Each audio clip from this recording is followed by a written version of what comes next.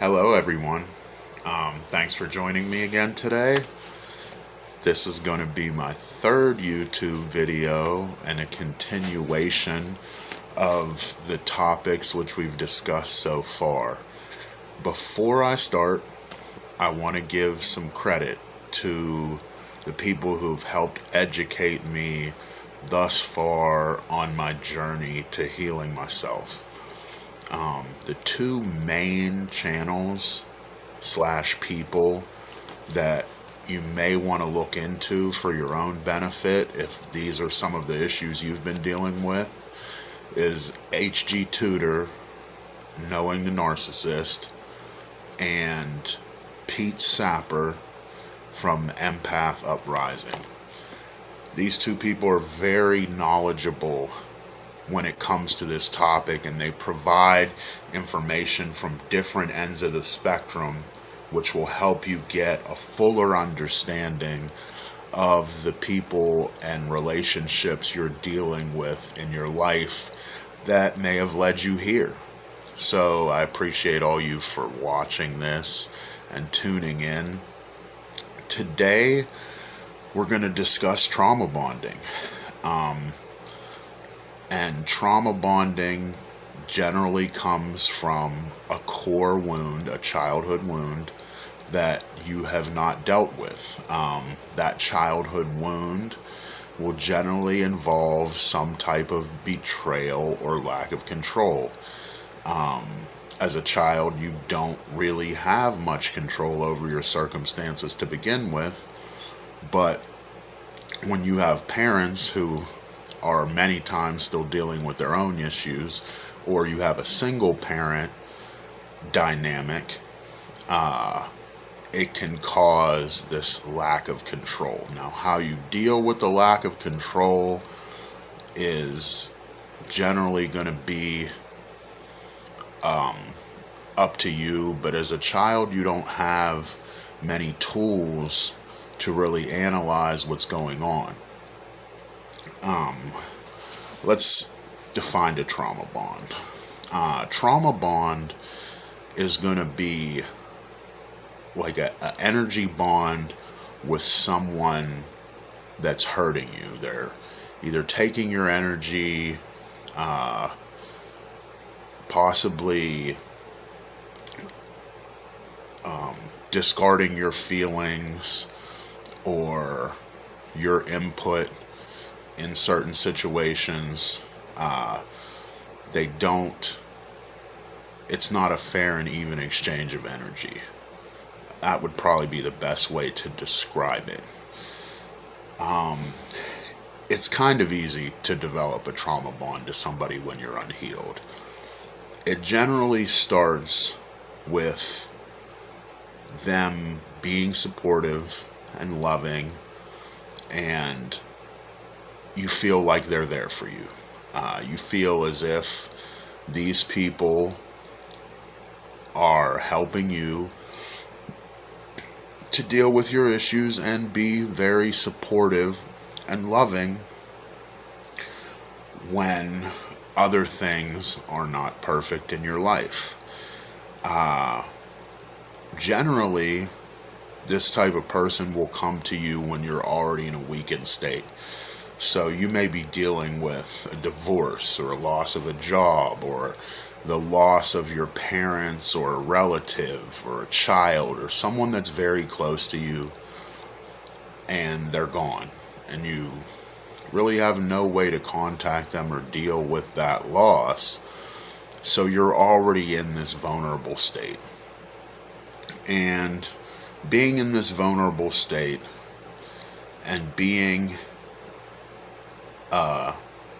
empathic type of individual, when someone comes to you and they're there offering support and love, and it's just what you need, so you cling to them.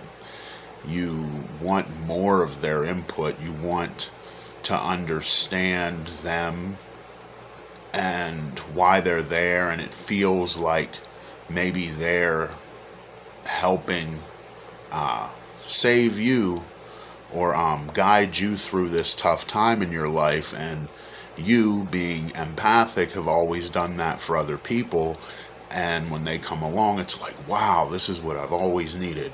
I've always needed somebody who's like me to come help me with my own issues, and I never get that. And wow, thank God, finally it's arrived. Many times, though, it's a wolf in sheep's clothing situation. It will start out very well. They'll be completely receptive. They'll be there for you whenever you need them, morning, noon, night. But over time, you can see the signs of the relationship degrading. You'll ask them questions, they'll ignore it. You'll say something, and your point of view will be glossed over, and they'll always go right into their own issues and never really come back to addressing any of the questions you had. That person may also reel you in with some type of pity story from their childhood as a man dealing with women. This tends to be something involving some type of sexual abuse. I understand that's very common when it comes to women. I'm not going to make light of it because, in my experience, most women have been sexually abused, usually somewhat early in their childhood, and that will lead to their core wound.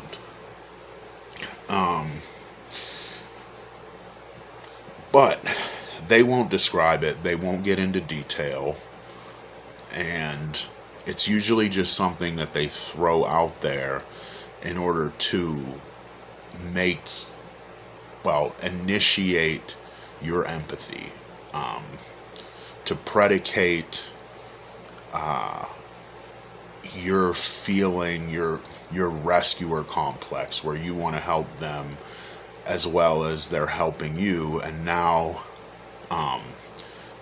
you feel like you've created this mutual dynamic of growth, when it's not always the case. After a time, they'll draw back and start, whereas once it seemed like they loved every trait, every part of you, you had so much in common, you liked the same things, the same food, the same hobbies, the same books, the same movies, you name it, they're right there with you. But if you pay attention, even in that early phase, they won't give a description, or they won't provide proof. They'll wait for your input, and then they'll just mirror your input to make you feel as if they're the same as you. And this is a great tactic used by narcissists. It's a great tactic that they use because it's not you loving them, it's really you loving the parts of yourself. I mean, who wouldn't be attracted to themselves being mirrored back at them if you actually have a good sense of self-love and self-esteem, which many of us do. Even if we haven't quite worked through our childhood traumas, we've at least built ourselves up to the point where we do have this self-love and we do have decent self-esteem, even without other people around validating who we are. Once the relationship starts to break down, you'll notice that they'll become overcritical of the way you say things or the way you use words. Whereas once they were like, "Oh my God, I loved the way you speak. I love the way you use words. I love your perspective on things." I love that you're so strong, and you've been able to get yourself through these harsh events without having your heart hardened. But during the period of degrading and devaluation, they become, as I said, overcritical, and they start to break down certain phrases and say and point to traits that they now see as negative, whereas they once saw them as positive. It becomes, you're overly demanding, or why would you say that? You know it's going to make me feel such and such a way. Or they're just fishing a lot of times, calculating, trying to get an emotional response where you're not centered, and you'll say something off color so then they can farther continue the attack. This is relatively common in people that are very good manipulators. The people that aren't great manipulators don't really have a grasp of this tactic. But the ones that do, they will come with more than a pity story. The pity story may be the start, but there's always a phase where they love everything about you, and then they'll slowly degrade it. So then you may get to a place where you start feeling as if, well, maybe I am wrong, like maybe I'm this horrible person. You start this self-doubt, this cycle of self-doubt and self-sabotage, where some of your best traits, they'll key in on those as negative, and then you start thinking that, oh, maybe these great traits aren't so great. Maybe I'm not a good person. Maybe I need to make these changes, because if I don't, then everyone's going to leave me. Everyone's going to run away from me. That's when you have to remember who you are and the good people in your life that have been drawn to you and remain.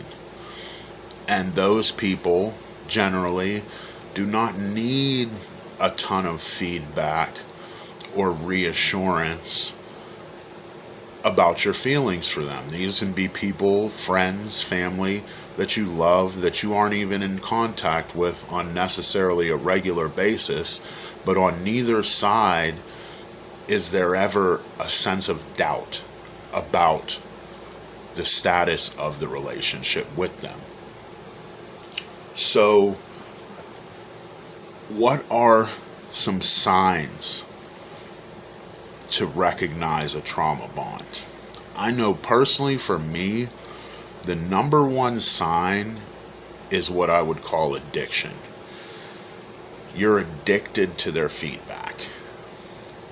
You need it on a regular basis. First, it's like, oh, I can talk to them once a week, and then it's every 3 days, and then it's every day, and then it's I need to talk to them twice a day, and then it's I need to talk to them all day. And if you don't get that, then you start to feel like there's this distance that's developing. You're unsure how they feel. You're unsure if they love you or care about you or not. Because, and that's the addiction that you have inside of yourself from your own unhealed wounds. But it's also fostered by their lack of a response. The manipulators like to have a place where they don't give a solid answer. I generally call it shifting sands. They won't give a specific answer. They'll say maybe, or they'll say when I have some time, or they'll say I'll try my best. That's my favorite.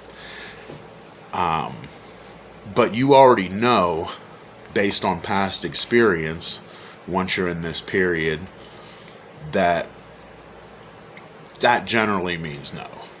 But you're still wanting it. You're still wishing for it. You're still hoping for it. So it creates this yearning and this sense of addiction that, well, maybe if I say this, or maybe if I do this, then I can get them to respond. Not get them to respond, but they'll respond favorably if I change who I am to what they now say they like. Then maybe I can get to this place where we get back to this closeness. And it's a trap. It really is. Because now you're altering who you are, and you're losing your own identity in order to keep them in your life. And that's not something you should ever have to do with someone who actually loves you and cares about you. Those people know you, and they know you and love you for who you are. So they would never foster any doubt for you to have to need this constant reassurance. Another way to recognize a trauma bond is once you're in this period of doubt and devaluation, that person will generally be on your mind all the time. You'll be doing anything. You'll be at work, you'll be driving in your car, you'll be at the gym, and you just can't stop thinking about them. What are they doing? Who are they with? What's going on in their life? I wonder. And it just goes on and on. And you never really feel secure about how they feel about you. So, even if you've started a process where you're trying to get yourself away from them, you still have this energy bond because you already gave so much of yourself to the relationship that now you don't want to lose it. You know, you want to continue it even though it's hurting you at the deepest level. And this is the full recognition, you're fully recognizing the trauma bond at this point. How do you get rid of a trauma bond? Well, it's not an easy thing to do. It takes time, it takes distance, and it takes disconnection. You're going to have to step away from the situation completely. You're going to have to de-escalate your emotional response to it, and you're going to have to find other things to occupy your time and your mind in order to get to a place where you don't feel this need to have them, or you aren't drawn to having them around to give you input and feedback, which you didn't really want anymore, because that input and feedback at this point in time is generally very negative, and it's not helping you, it's not supportive, it's actually degrading your character even further. Once you recognize that, and you recognize that perhaps your own integrity has been slipping trying to service this trauma bond, then you have to get away. You have to institute a policy where you're not in contact with this person on any type of regular basis. And if they happen to contact you, you can at least respond with blank, emotionless words that will help keep things at a steady state. But it's honestly best to just leave it alone completely if you're strong enough to do that. That's about it for the trauma bond. For right now, I'm sure I will come back and revisit this topic many times because it's part of a broader perspective in the whole picture of things when we're talking about wounding and the relationships of wounded people. Thank you, though, for watching. I appreciate all of you, and I love all of you. And I would love for you to continue watching and comment, give your perspective and ideas on anything I've discussed, and I will definitely answer. You could also send me an email if you want at masonmajor3@gmail.com, and I'd love to talk about anything I've discussed. masonmajor3@gmail.com. Once again, thank you. I appreciate all of you. Have a great day.